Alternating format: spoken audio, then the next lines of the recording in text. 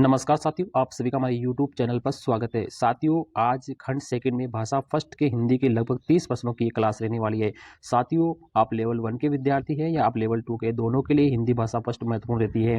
ज़्यादातर विद्यार्थी भाषा फर्स्ट ही लेते हैं। ये साथियों कलाम के द्वारा जो आयोजित है 16 फरवरी को जो टेस्ट सीरीज हुई थी, उसका यहाँ पर ये हिंदी का पेपर रहने वाला है। साथियों, यहाँ पर लेवल 1 और लेवल 2 दोनों के लिए कॉमन ही पेपर था और आज की वीडियो में लगभग 30 प्रश्नों की ये क्लास रहने वाली है। आप वीडियो में अंत तक बने रहिए। साथियों, आपको जैसे ही प्रश्न पत्र मिलता है परीक्षा में, आप सबसे पहले क्या करेंगे, उसे खोलेंगे। खोलने के बाद आपको भाषा का चुनाव बिल्कुल सही करना है। आपके यहाँ पे 6 भाषाएं आ गई, फर्स्ट की 6 होगी, सेकंड की 6 होगी, तो आपको जो भाषा फर्स्ट लेयर की उसमें आपको भाषा फर्स्ट ही चुनना है। उसके बाद आपको गद्यांश को सावधानीपूर्वक पढ़ लेना है। उसके बाद आपको क्या करना है, प्रश्नों के जवाब देने हैं। तो यहाँ पर हमारा पहला प्रश्न है साथियों, इसमें लिखा है निम्न में से कौन सा शब्द है जो कि विदेशी शब्द है। तो यहाँ पर विदेशी शब्द आपको ढूंढना है। तो इसमें लिखा साथियों मुहावरा, संस्कृति, विज्ञापन और शक्ति। तो यहाँ पे जो विदेशी शब्द है ना, वो आपका मुहावरा साथियों, इसका पहला जवाब बिल्कुल सही रहेगा। अगला सवाल है 32वां, प्रतिष्ठा शब्द में कैसी संधि है। तो प्रतिष्ठा में क्या कौन सी संधि है, तो ये आपको बताना साथियों प्रतिष्ठा में कौन सी संधि है। सवर संधि है, व्यंजन संधि है, विसर्ग संधि है या इनमें से कोई नहीं है। तो प्रतिष्ठा शब्द में कौन सी संधि है साथियों, व्यंजन संधि है। आप केवल प्रश्नों के जवाब दीजिए साथियों, हम वहाँ पे व्याख्या नहीं कर पाएंगे साथियों, वीडियो लंबा हो जाएगा। आप यहाँ पे क्योंकि अंतिम समय है तो आपको केवल चेक करना कि आपको कितना आता है। 33वां सवाल है, समाज का विलोम शब्द कौन सा है। तो यहाँ पर समाज का जो विलोम है वो आपको ढूंढना है। तो समाज का विलोम कौन होता है साथियों, व्यक्ति होता है। कौन होता है, व्यक्ति होता है। आप अपनी तैयारी को चेक कीजिए केवल कि आपके कितने परसेंट सही बैठेंगे इसमें से। 34वां सवाल है, गद्यांश में प्रयुक्त निम्नलिखित शब्द में विशेषण नहीं है। यानी गद्यांश में जो शब्द इसमें विशेषण कौन सा नहीं है, कड़वा, छद्म, सामंती या सम्मोहन। तो इसमें कौन सा जो शब्द है ना, वो आपका क्या है, विशेषण है, विशेषता बताने वाला नहीं है। तो आप में इसमें बिल्कुल सही जवाब रहेगा साथियों, सम्मोहन, ये विशेषता बताने वाला शब्द नहीं है। अगला सवाल है 35वां, निम्न में से उपसर्ग और प्रत्यय दोनों का प्रयोग किसमें हुआ है। तो यहाँ पे आपको बताना है उपसर्ग और प्रत्यय का उपयोग किसमें हुआ है। उपभोक्तावाद में, उपनिवेश में, सांस्कृतिक में और मानसिकता में। तो यहाँ पे जो तीसरा शब्द है ना सांस्कृतिक, इसमें हुआ था। तो पहले तो आपके सम इसमें तो उपसर्ग है साथियों, ठीक है, और प्लस एक जो आपका प्रत्यय इसमें साथियों, ठीक है, तो दोनों चीजें इसमें उपसर्ग और प्रत्यय दोनों है साथियों। एक जो गद्यांश होता है उससे आपके 2% पूछे जाएंगे, 5% पूछे जाएंगे। अब यहाँ पर दूसरा गद्यांश होता है, इसको भी आपको ध्यानपूर्वक पढ़ लेना है, उसमें भी आपको 5 प्रश्नों के जवाब देने हैं। तो साथियों हमारा पहला प्रश्न यहाँ पे, यही कारण है कि जो लोग धर्म भीरू है वे कानून की त्रुटियों से लाभ उठाने में संकोच नहीं करते हैं। तो यहाँ पर जो रेखांकित पद है उसका क्या अर्थ है, तो यहाँ पर रेखांकित पद कौन है साथियों, धर्म भीरू। तो धर्म भीरू का यहाँ पर अर्थ क्या है, तो यहाँ पर धर्म भीरू का जो अर्थ है वो आप यहाँ पे देखेंगे। तो मैं सीधा उत्तर बताऊंगा साथियों, दूसरा रहेगा आपका भयपूर्वक धर्म का पालन करना, भयपूर्वक धर्म का पालन करना वाला इसका बिल्कुल सही जवाब रहेगा। अगला है 37वां सवाल, लिंग की दृष्टि से भिन्न कौन सा है। तो यहाँ पर लिंग की दृष्टि से आपको भिन्न शब्द बताना है। तो इसमें देखिए यहाँ पे धर्म है, समाज है, प्रेम है और सेवा है। तो यहाँ पे आपको क्या करना है, विपरीत लिंग से भिन्न बताना है। तो आपका जो सेवा शब्द है ना, ये क्या है, भिन्न है। तो आपका चौथा बिल्कुल सही जवाब रहेगा। अगले सवाल की तरफ चलते हैं साथियों, यहाँ पर हमारा 38 नंबर सवाल है और 38 नंबर सवाल की बात करते हैं। गद्यांश में निम्नलिखित में से बहुवचन का प्रयुक्त हुआ है, किस बहुवचन का हुआ है, किसके लिए बहुवचन और कौन सा है, लोग, रूप, कानून और प्रेम। तो यहाँ पर कई लोग, ठीक है, तो यहाँ पर लोगों के लिए क्या है, ये बहुवचन के रूप में प्रयुक्त हुआ है। अगला सवाल है हमारा यहाँ पे साथियों 39 नंबर सवाल है, भारतवर्ष सदा कानून को धर्म के रूप में देखता आ रहा है, यहाँ पर कैसा काल प्रयुक्त हो रहा है। तो इसमें आपको क्या करना है साथियों, काल बताना है को कौन सा काल इसमें प्रयुक्त हो रहा है। सामान्य भूतकाल हो रहा है, संभाव्य वर्तमान काल हो रहा है, अपूर्ण वर्तमान काल हो रहा है या अपूर्ण भूतकाल हो रहा है। तो इसका जो सही जवाब रहेगा साथियों, बिल्कुल ये तीसरा रहेगा साथियों, अपूर्ण वर्तमान की इसमें बात हो रही है, ठीक है। अगला सवाल है 44वां, त्रुटि शब्द का बहुवचन कौन सा होगा। यानी जो त्रुटि शब्द है उसका बहुवचन आपको क्या करना है, इसमें बताना है। तो त्रुटि का बहुवचन देखो, त्रुटियों, ठीक है, त्रुटियों, त्रुटियों। तो इसके अंदर आपका क्या है, आपके त्रुटि है साथियों, ठीक है। तो यहाँ पे इसका बहुवचन होता है त्रुटिया, त्रुटि का बहुवचन कौन होता है, त्रुटिया। तो आपका तीसरा है इसमें बिल्कुल सही जवाब आपका रहेगा। 41 नंबर सवाल की बात करेंगे साथियों, यहाँ पे वाक्य विश्लेषण में उद्देश्य के अंतर्गत कौन सा आएगा। जो वाक्य विश्लेषण होता है उसमें उद्देश्य के अंतर्गत कौन सा आता है, कर्ता आता है, कर्म आता है, क्रिया आता है या कर्म का विस्तार आता है, ठीक है। तो वाक्य विश्लेषण में उद्देश्य की जगह जो आता है साथियों, वो आपका कौन आता है, कर्ता आता है। तो पहला इसका बिल्कुल सही जवाब रहेगा साथियों।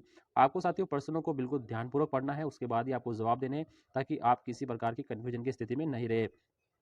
42 नंबर सवाल है, हम चाय नहीं लस्सी पियेंगे, इस वाक्य में कैसा वाक्य है। हम चाय नहीं पियेंगे लेकिन हम लस्सी पियेंगे, तो ये किस तरह का वाक्य है। तो यहाँ पर आपको बताना साथियों किस तरह का वाक्य है। यहाँ पे साधारण वाक्य है, मिश्र वाक्य है, संयुक्त वाक्य है या कोई नहीं है। तो यहाँ पर आपको बताना है, तो इसका बिल्कुल सही जवाब रहेगा साथियों, ये एक संयुक्त वाक्य है। हम चाय नहीं लस्सी पियेंगे, ये एक संयुक्त वाक्य किस सीरीज में आता है।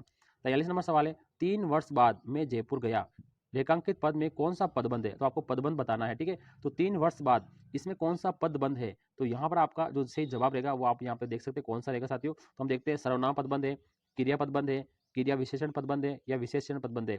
तो यहाँ पर आपका है साथियों क्रिया विशेषण पदबंध, ये बिल्कुल इसका सही जवाब रहेगा। अगले सवाल की तरफ चलते हैं साथियों, ये मुहावरे लोकोक्ति के प्रश्न भी आपसे पूछे जाएंगे। तो यहाँ पे 44 नंबर जो सवाल है हमारा, यहाँ पे देखते हैं साथियों।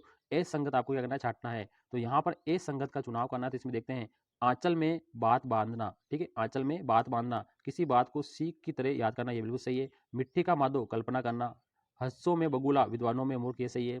सफेद शाय सफेद करना, बनाना और बिगाड़ना, ये भी सही। तो आपका दूसरा है इसमें गलत रहेगा, ये विकल्प समान नहीं है।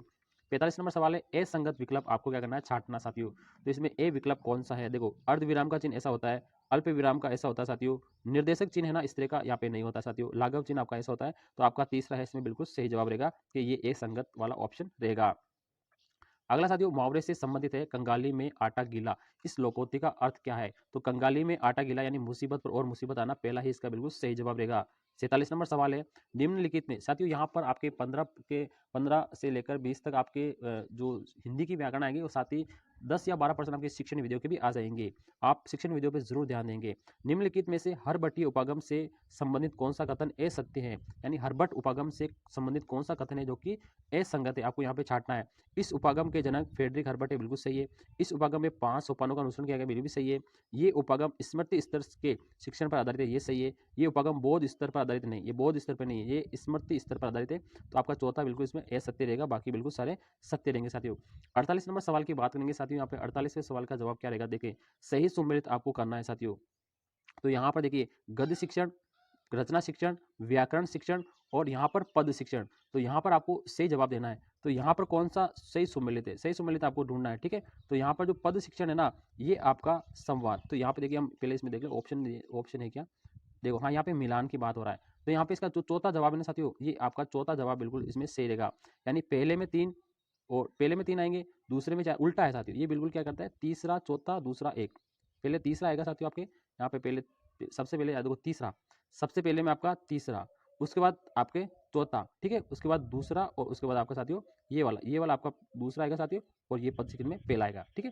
तो पद में आपकी रचना साधन आ गई, गद्य शिक्षण में आपको कौन आ गया साथियों, मौन वाचन आ गया, और रचना शिक्षण में आपके संवाद वाचन आ गया, और व्याकरण शिक्षण में आपका क्या था, आगमन विधि आ गई। तो यहाँ पे चौथा ऑप्शन आप इसमें मिलान कर लीजिए साथियों। 49 नंबर सवाल है साथियों, यहाँ पर 49 नंबर सवाल की हम बात करते हैं साथियों। तो 49 नंबर है, खंडान्वय विधि का दूसरा नाम क्या है? तो यहाँ पर खंडान्वय विधि का दूसरा नाम कौन सा होता है, प्रश्नोत्तर विधि होता है, इसका पहला ही जवाब बिल्कुल सही रहेगा। अगला 50वां सवाल है, द्रुत मौन वाचन उपयोगी कब होता है? तो यहाँ पर द्रुत मौन वाचन कब उपयोगी होता है, यहाँ पर आपको बताना है। तो यहाँ पर उपयोगी जो द्रुत वाचन है ना, वो आपका रहेगा साथियों, देखो पाठ्य पुस्तकों के अध्ययन में, पाठ्य पुस्तकों के संदर्भ में, मनोरंजन के साहित्य में या मौखिक अभिव्यक्ति में। तो द्रुत मौन वाचन आपके मनोरंजन साहित्य में रहेगा, तीसरा इसका बिल्कुल सही जवाब रहेगा। 51 नंबर सवाल की बात करेंगे साथियों, यहाँ पर 51 नंबर सवाल में देखिए, दी गई शिक्षण विधियों में से लेखन शिक्षण की विधि कौन सी है? यानी लेखन शिक्षण की विधि आपको इसमें से बतानी है। पहला है देखो और कहो विधि, अनुध्वनि विधि, ध्वनि साम्य विधि या रूपरेखा विधि। तो 51 नंबर में आपका जो बिल्कुल सही जवाब रहेगा वो आपका चौथा रहेगा, रूपरेखा अनुवाद विधि, ये बिल्कुल सही रहेगा। 52 नंबर सवाल है, भाषा कौशल का सही और मनोवैज्ञानिक क्रम कौन सा है?